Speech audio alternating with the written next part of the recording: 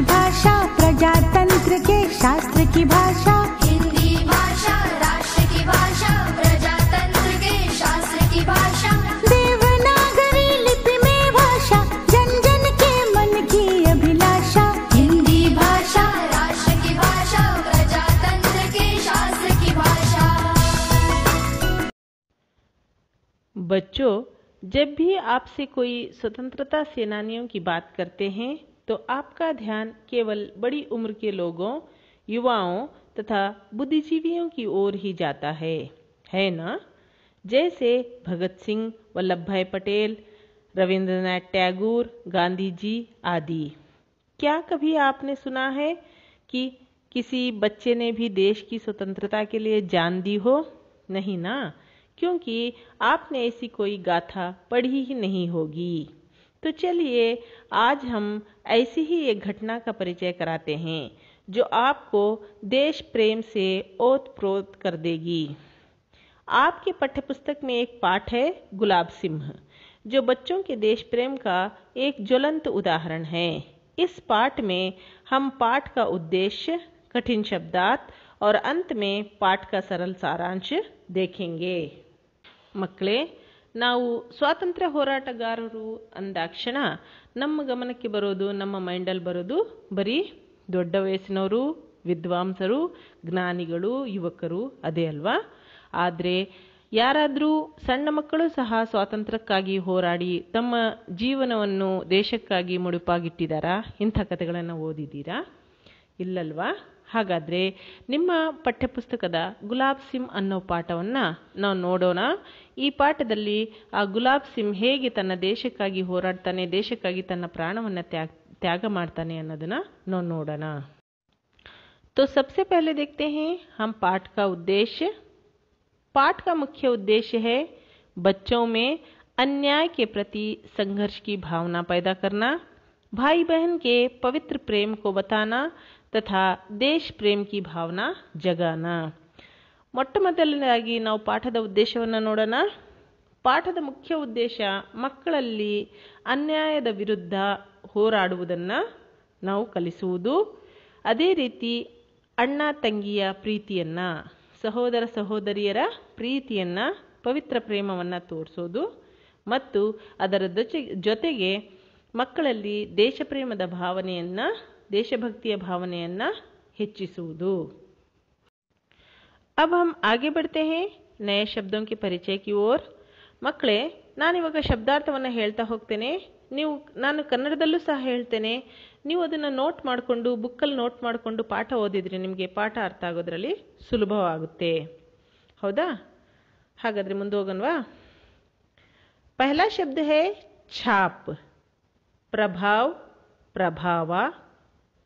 अगला शब्द है दुलारा, लाडला, प्रीति पात्र. अगला शब्द है बुखार, ज्वर, ज्वरा. अगला शब्द है तस्वीर, चित्र, चित्रा. अगला शब्द है जुलूस, जन यात्रा, मेरवणिगे. अगला शब्द है बादशाह, राजा, राजा. अगला शब्द है हुक्म, आदेश, आज्ञे.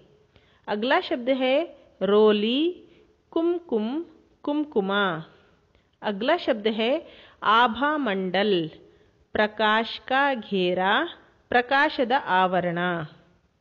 ಬೆಳಕಿನ ಆವರಣ, ದೇವರ ಫೋಟೋ ಹಿಂದೆ ಕಾಣುತ್ತಲ್ಲ, ಬೆಳಕಿನ ಆವರಣ ಆಭಾಮಂಡಲ್. ಬಲಯ್ಯ, ಕಲ್ಯಾಣ ಕಿ ಕಾಮನಾ ಸೆ ಹಾತ್ ಫೇರ್ನಾ, ಶುಭ ಹಾರೈಸುತ್ತಾ ದೃಷ್ಟಿ ತೆಗೆಯುವುದು. ಅಗಲ ಶಬ್ದ ಹೈ ಬಿಖೇರ್ನಾ, ಬಿಖರಾನಾ, ಹರಡುವುದು, ಸಿಡಿಸುವುದು. ಅಗಲ ಶಬ್ದ ಹೈ ಲತ್ ಪತ್, ಭೀಗಾ ಹುವಾ, ಮುಳುಗಿರುವ. ಅಗಲ ಶಬ್ದ ಹೈ ಉಮಂಗ್, उत्साह, उत्साह. अगला शब्द है आतंक, भय, आतंका. अगला शब्द है पहराना, लहराना, हारिसुವುದು.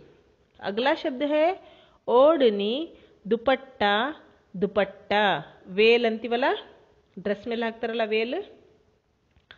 अगला शब्द है किलकारी, बच्चों की हंसी, मक्कड़ नगु। अगला शब्द है गढ़, युद्ध, युद्धा। अगला शब्द है थामना, पकड़ना, हिडियुವುದು।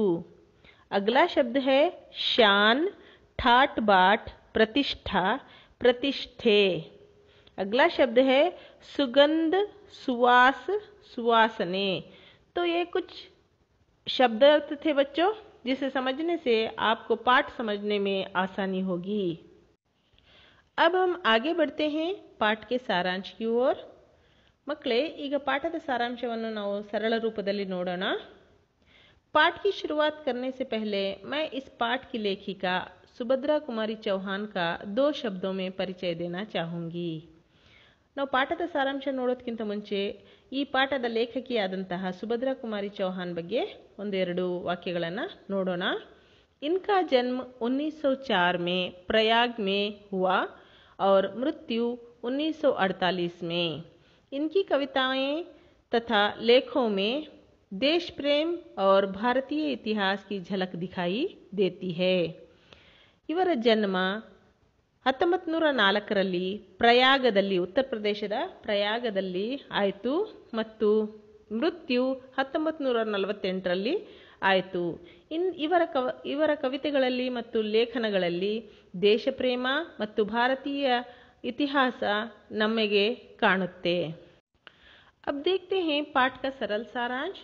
पाठ का पहला वाक्य ही हमारे अंदर जिज्ञासा तथा उत्साह पैदा करता है। वे कहती हैं कि जब किसी के अमर अंत की कहानी सुना रहे हों तो हम दिन और तारीख को क्यों देखें। अर्थात इतिहास में ऐसे कई वीर अमर सेनानियों ने देश की खातिर अपने प्राण समर्पण किए जिनकी आज तक कोई पहचान न हो सकी। लेखिका इस कहानी के द्वारा उन सभी सेनानियों को श्रद्धांजलि समर्पित कर रही हैं। ಈ ಪಾಠದ ಮೊದಲನೆಯ ವಾಕ್ಯನೇ ನಮ್ಮಲ್ಲಿ ಜಿಜ್ಞಾಸೆಯನ್ನು ಮೂಡಿಸುತ್ತೆ, ಈಗರ್ನೆಸ್ ಅನ್ನು ಮೂಡಿಸುತ್ತೆ। ಲೇಖಕಿ ಹೇಳ್ತಾರೆ, ನಾವು ಯಾವುದೇ ಅಮರ ಅಂತ್ಯದ ಕಥೆಯನ್ನ ಹೇಳಬೇಕಾದ್ರೆ, ಯಾರದೇ ಒಂದು ಸಮರ್ಪಣೆಯನ್ನ, ತ್ಯಾಗವನ್ನ ಹೇಳಬೇಕಾದ್ರೆ ನಮಗೆ ಡೇಟ್ ಯಾಕೆ ಬೇಕು, ನಮಗೆ ತಾರೀಖು ಯಾಕೆ ಬೇಕು, ನಮಗೆ ದಿನ ಯಾಕೆ ಬೇಕು?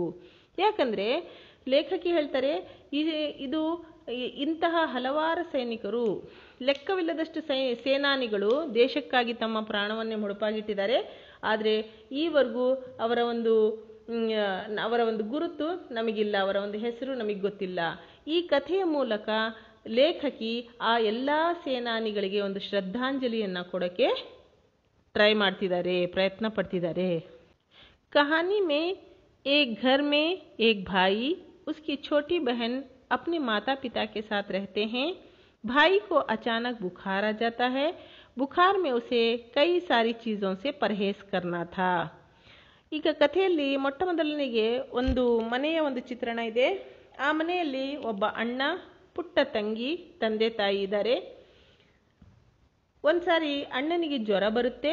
ಜ್ವರ ಬಂದಾಗ ಬಹಳಷ್ಟು ವಸ್ತುಗಳಿಂದ ಅವನಿಗೆ ಪಥ್ಯವಿಡಬೇಕಾಗುತ್ತೆ, ಹೌದಲ್ವಾ? ಜ್ವರ ಬಂದಾಗ ಅದು ತಿನ್ಬೇಡ್ರಿ, ಇದು ತಿನ್ಬೇಡ್ರಿ ಅಂತ ಹೇಳ್ತೀವಲ್ವಾ, ಹಾಗೆ। पर भाई का मन गुड़ और चने खाने का हुआ। ಆದರೆ ಅಣ್ಣನಿಗೆ ಕಡಲೆ ಮತ್ತೆ ಬೆಲ್ಲ ತಿನ್ನುವಂತ ಆಸೆ ಆಯಿತು। उसकी इच्छा देखकर बहन ने चोरी से भाई को गुड़ और चने खिला दिए।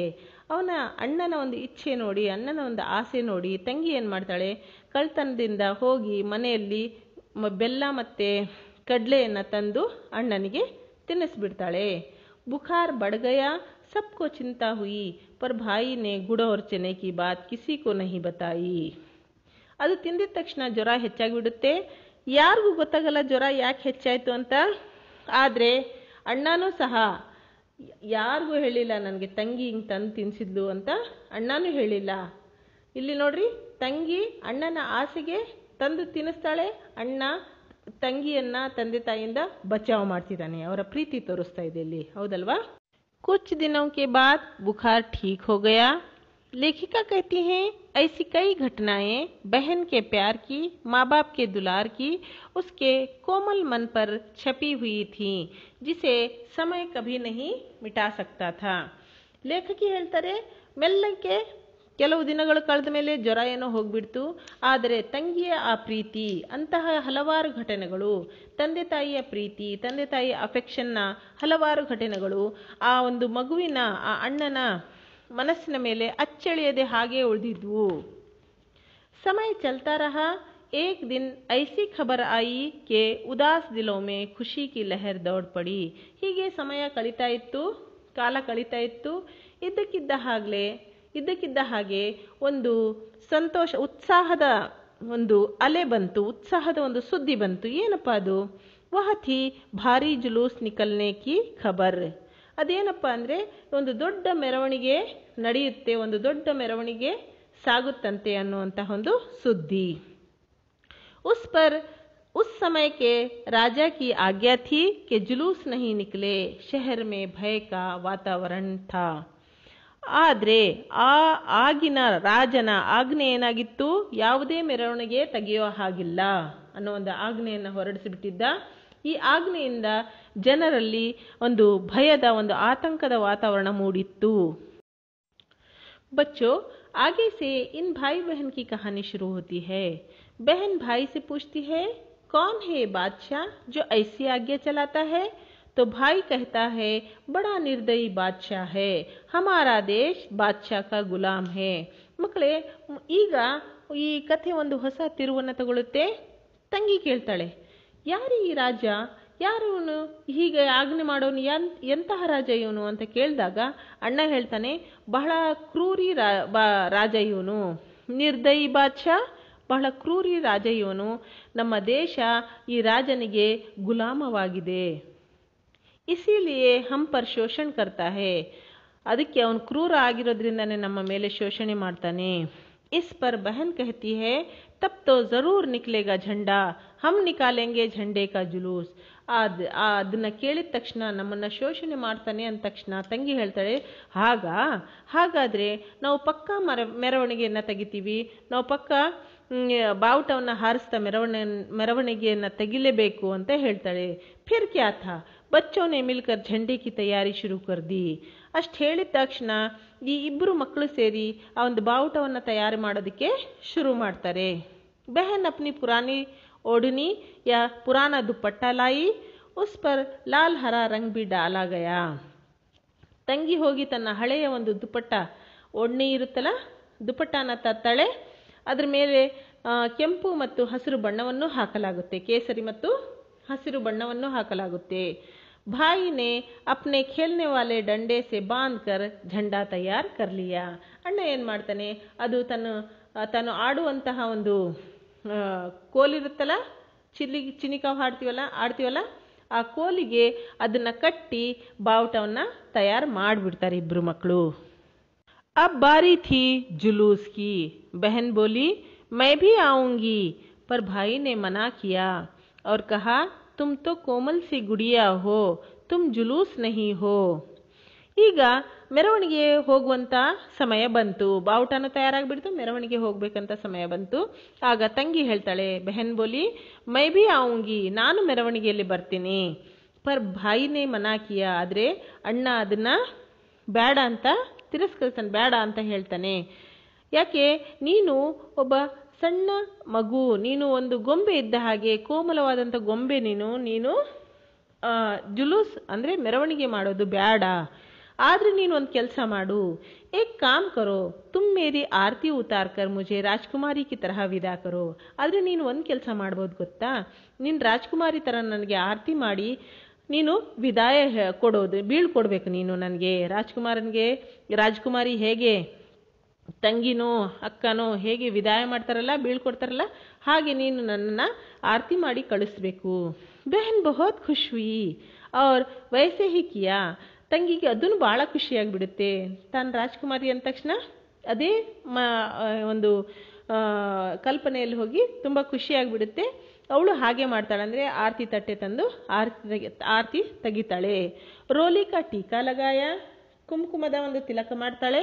ರೋಲಿ ಅಂದರೆ ಕುಂಕುಮದ ತಿಲಕ ಮಾಡ್ತಾಳೆ. ಆರತಿ ಉತಾರಿ, ಆರತಿ ಮಾಡ್ತಾಳೆ. ಭಾಯಿನೇ ಬೆಹನ್ ಕೆ ಪೈರ್ ಛುಕರ್ ಆಶೀರ್ವಾದ ಲಿಯಾ.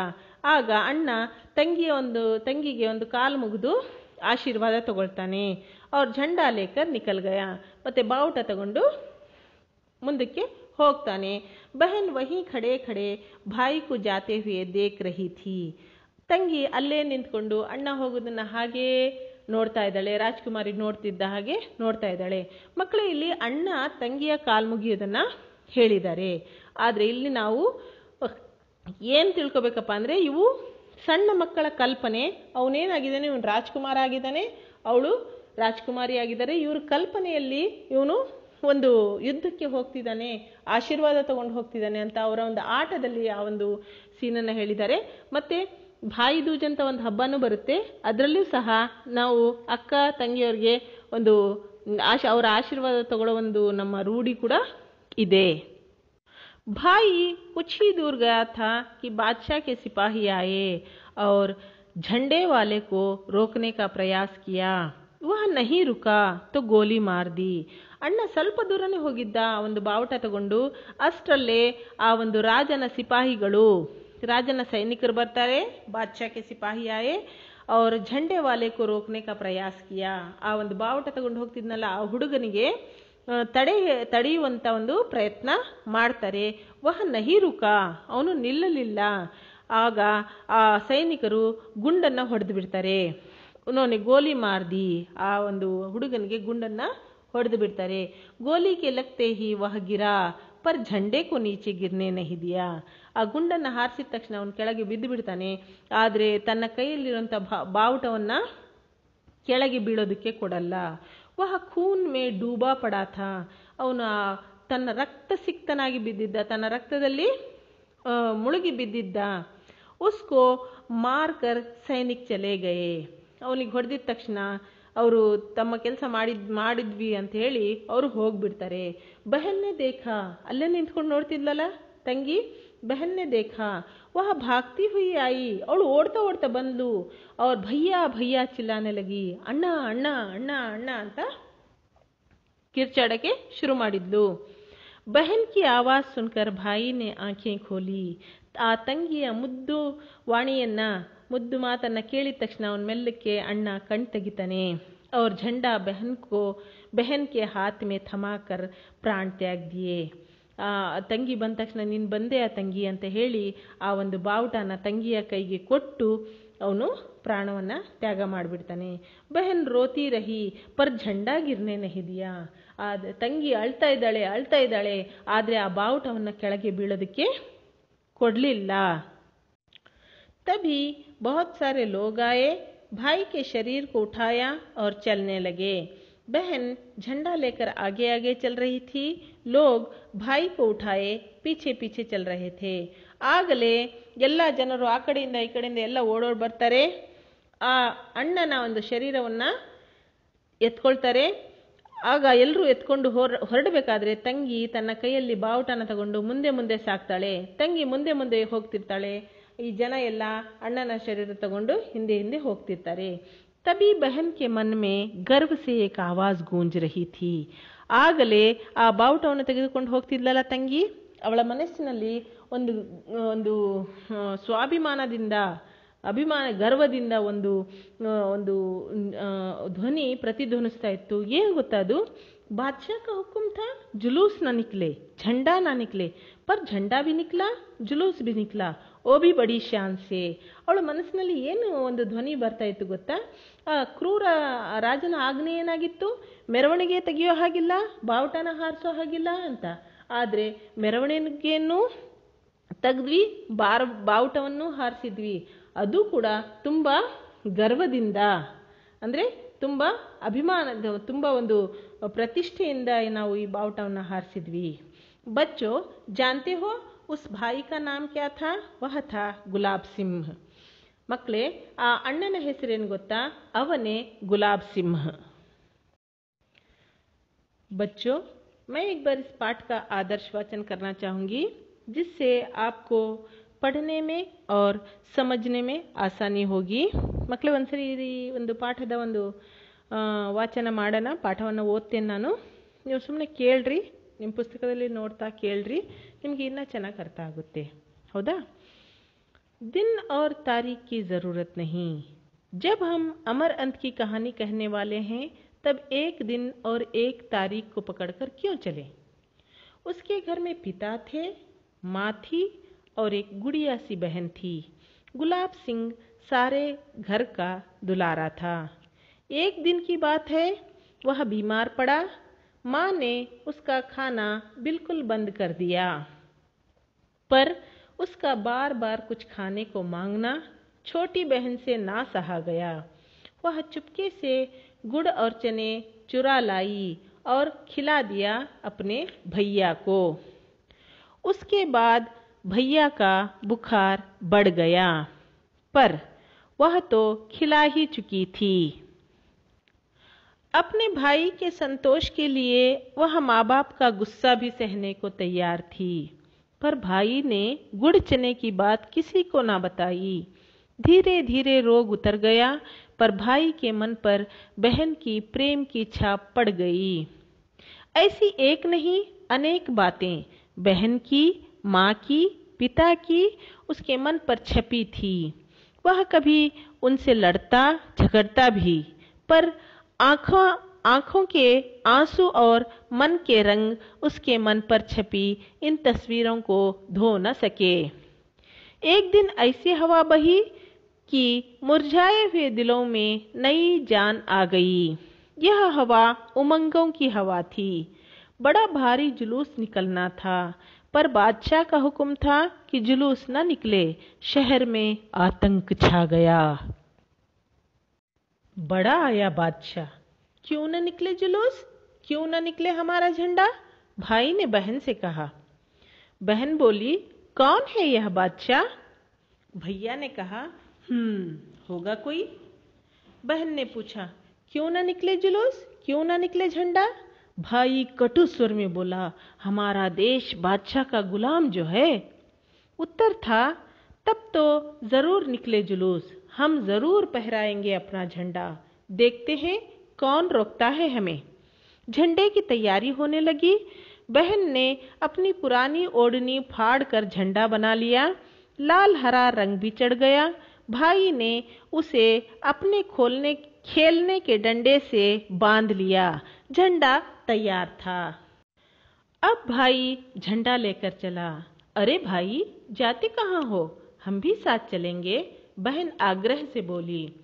पर बहन, बड़ी दूर जाना है, तुम थक जाओगी। नहीं भैया, नहीं बहन, जुलूस कौन बनाएगा? तुम झंडा उठाना, हम जुलूस बनाकर चलेंगे पीछे पीछे। नहीं रानी, तुम जुलूस नहीं, तुम एक काम करो, हमें रोली का तिलक लगाकर विदा करो, जैसे राजकुमारी अपने भाई राजकुमार को विदा करती है। बहन ने खुशी की किलकारी के साथ ताली बजाई और दौड़कर थोड़ी सी रोली, थोड़े से चावल सजा लाई। थाली में एक दिया भी जल रहा था। भाई की आरती उतारनी थी। मुंह के चारों तरफ घूमती थाली एक आभा मंडल बनाने लगी। उसने देवी देवताओं के चित्रों में भी वैसा ही आभा मंडल देखा था। भाई के चारों तरफ वैसा ही आभा मंडल देखकर वह बहुत खुश हुई। बहन ने भाई के माथे पर तिलक लगाया, चावल बिखराए। तब भाई ने बहन के पैर छुए और विदा ली। बहन ने भाई के सर पर हाथ फेरा और बलैयां ली। अब वह झंडा लेकर चला। बहन दरवाजे पर खड़ी देखती रह गई। कहानियों की राजकुमारी इसी तरह विदा देती है। वह झंडे को लहराते हुए ले जाते भाई को दूर तक देखती रही।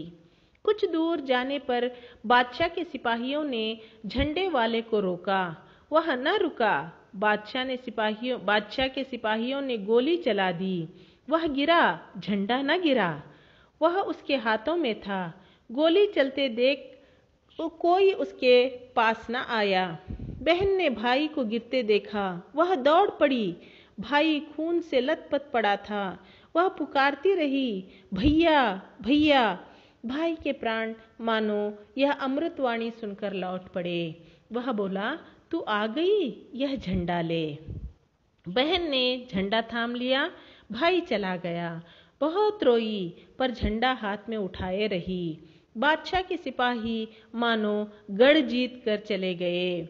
लोग भागे आए, उन्होंने भाई की देह उठाई, आगे आगे झंडा लिए बहन चलने लगी। बादशाह का हुक्म था, जुलूस नहीं निकलेगा। जुलूस निकला। झंडा नहीं निकलेगा। झंडा निकला और बड़ी शान से निकला। यह बालक था गुलाब सिंह, जो अपनी सुगंध बिखेर कर चला गया। बच्चों, आशा करती हूँ आपको यह पाठ अच्छा लगा होगा। अगर अच्छा लगा हो तो लाइक ज़रूर कीजिए, अपने दोस्तों के साथ शेयर ज़रूर कीजिए और मेरे चैनल को अभी तक सब्सक्राइब नहीं किया है तो सब्सक्राइब ज़रूर कीजिए। फिर मिलते हैं अगले पाठ के साथ। तब तक के लिए धन्यवाद।